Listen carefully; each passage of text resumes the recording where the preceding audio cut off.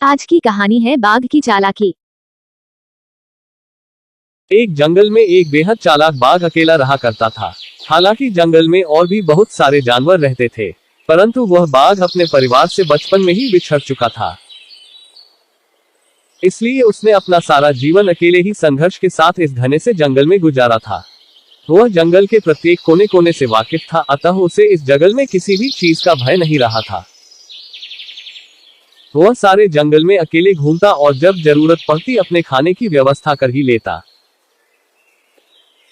कहते हैं ना कि पारिवारिक व्यक्ति की घर की जिम्मेदारी ही उसी की जिंदगी से उस गुमराह कर देती है, क्योंकि वह हर वक्त अपने परिवार के सदस्यों के बारे में ही सोचता है।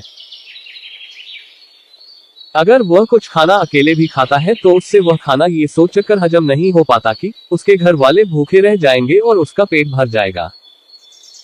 लेकिन बाघ का परिवार था ही नहीं और वह अपना जीवन खुद के बनाए नियमों एवं शर्तों के बल पर जीता।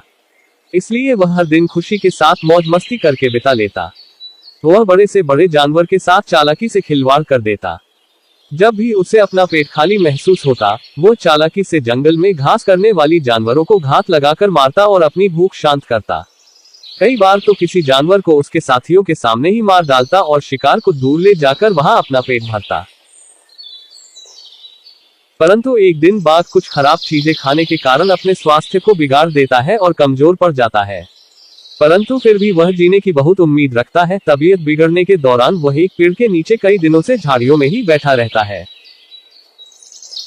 एक दिन वहां से कुछ सुअर और उसके बच्चे भोजन की तलाश में घूमने निकलते हैं, तो सुअर की नजर एक बाघ पर पड़ती है और वह अपनी माँ को बताता है कि माँ, पेड़ के नीचे झाड़ियों में एक बाघ बैठा हुआ है, जिसका हम शिकार करके अपने रात्रि का भोजन आराम से कर सकते हैं।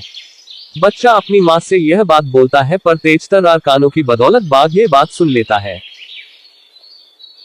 और एक मृत बाघ की भांति नखरे करते हुए कुछ क्षणों के लिए अपनी सांस रोककर सो जाता है। अब जैसे ही सुअर उसके मुंह के सामने जाकर उसकी नाक सूंघता है, तो वह उसे मरा हुआ समझता है और उसे अपने स्वास्थ्य के लिए हानिकारक समझकर वहां से चला जाता है।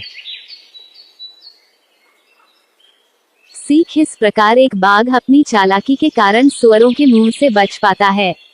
हमें भी हमेशा मुश्किल वक्त पर अपनी बुद्धि का सही प्रयोग कर ऐसे निर्णय लेने चाहिए जिससे हम खुद की सुरक्षा कर सके।